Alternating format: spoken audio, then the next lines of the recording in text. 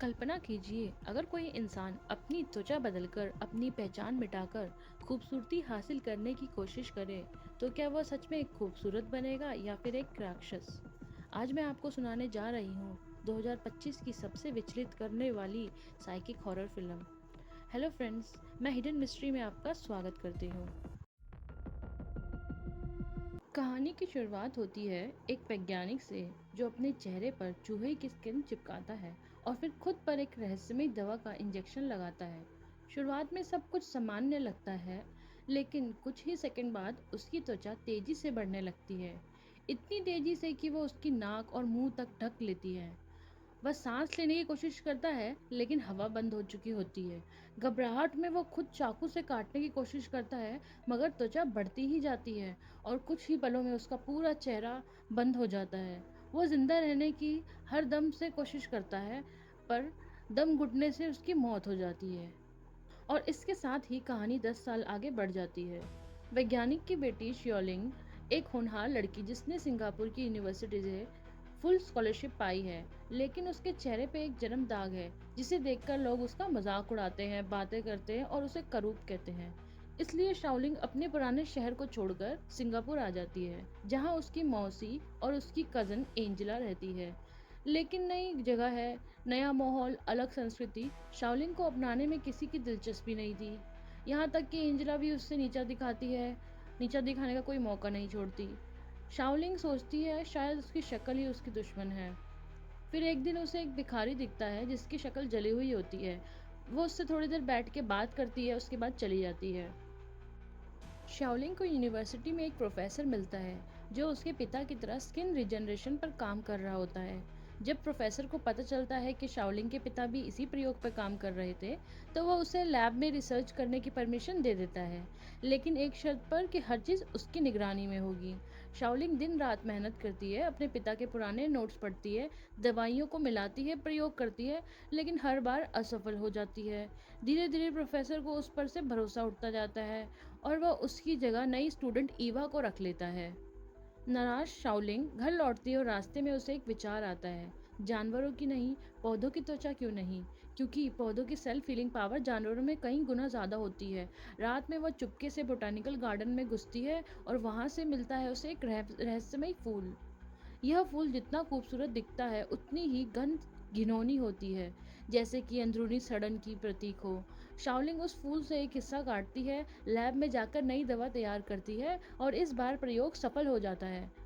चूहे की त्वचा और पौधे की कोशिकाएं आपस में फ्यूज होकर एक नई जीवित त्वचा बना लेती हैं। प्रोफेसर को पता चलता है कि शाओलिंग का प्रयोग सफल हुआ है, तो वह उसे चुराने की साजिश करते हैं। वहीं ईवा जलन के मारे शाओलिंग को उसकी निजी तस्वीरें दिखाकर ब्लैकमेल करती है।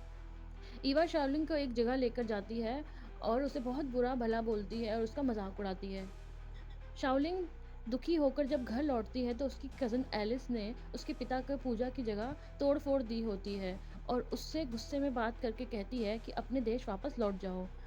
शाओलिंग ये सुन के बहुत गुस्सा हो जाती है और उसके अंदर नफरत, अपमान, हीन भावना फटने लगती है। गुस्से में वो एंजेला पर टूट पड़ती है और झगड़े के बीच में एंजेला की मौत हो जाती है। शाओलिंग पहले तो रोती है, लेकिन कुछ ही देर बाद उसके अंदर कुछ बदल जाता है। वह चाकू उठाती है, एंजेला का चेहरा काटती है और अपनी नई दवा इंजेक्ट करती है और वो चेहरा अपने चेहरे पर चिपका लेती है।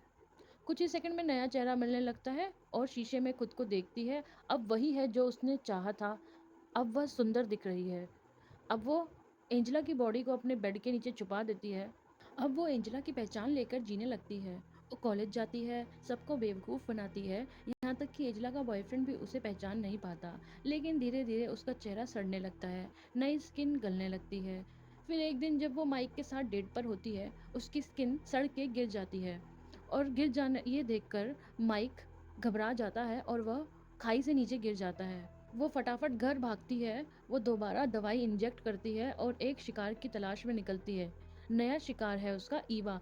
वह ईवा को घर बुलाती है, मारने के लिए उसे पकड़ती है, पर ईवा भागने लगती है। ईवा डर जाती है, फिर भी लास्ट में ईवा मारी जाती है शाइलोंग के हाथों। अब शाइलोंग ईवा का चेहरा पहन लेती है। अब वह न सिर्फ खूबसूरत दिखती है, बल्कि अपने हर दुश्मन का चेहरा भी पहन चुकी है। इसके बाद वो प्रोफेसर से अपने पापा की डायरी वापस लेने जाती है, जहाँ वो ईवा बन के जाती है और उससे मिलती है। उसका नया चेहरा भी अब सड़ने लगा था, इसीलिए वो घर वापस आ जाती है। उसके प्रोफ़ेसर को उस पे शक हो जाता है और वो शाइलोंग से मिलने उसके घर आ जाता है। पर जब वो फ्रिज खोलता है कुछ पीने के लिए तो उसे दिखता है ईवा का सर, उसके कटे हुए हाथ और पैर, और प्रोफ़ेसर डर जाता है। इतने में शाइलोंग उसे इंजेक्शन लगा के बेहोश कर देती है। फिर उस पर वही दवा का प्रयोग करती है, उसकी छाती पर त्वचा चिपकाकर नया इंजेक्शन लगाती है। त्वचा उगने लगती है, पहले धीरे-धीरे, फिर तेज-तेज, फिर इतने में प्रोफ़ेसर की साँस रुक जाती है। वो तड़पता है, चिल्लाता है और शाओलिंग उसे एक स्ट्रॉ देती है और कहती है, "अब तुम भी महसूस करो कि मेरे पिता ने क्या सहा था।" पुलिस को शोर सुनाई देता है। शाओलिंग भागने लगती है, सड़कों से होते हुए मेट्रो स्टेशन पहुँचती है। वहाँ उसे वही भिखारी दिखाई देता है जिसका चेहरा जला हुआ था। वह आदमी जो पहले रास्ते में दिखता था। वह उसके पास जाकर कंबल के अंदर छुप जाती है, लेकिन उस वक़्त उसके हाथ में गुलाबी दवाई होती है और वह शीशी जो होती है टूट जाती है। दवा फर्श पर गिरती है और अचानक दोनों की त्वचा पिघलने लगती है और मिक्स हो जाती है। उन दोनों का चेहरा एक-दूसरे से चिपक जाता है और एक ऐसा भयानक चेहरा क्रिएट होता है, जो कि बहुत ही भयानक क्रिएचर की तरह दिखता है। और ये स्टोरी लास्ट में यहीं पर ख़त्म हो जाती है।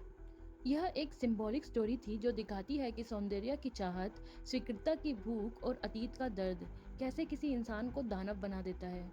शाओलिंग ने सिर्फ अपना चेहरा नहीं बदला, उसने अपनी पहचान, अपनी आत्मा और अपनी इंसानियत को भी काट कर फेंक दिया।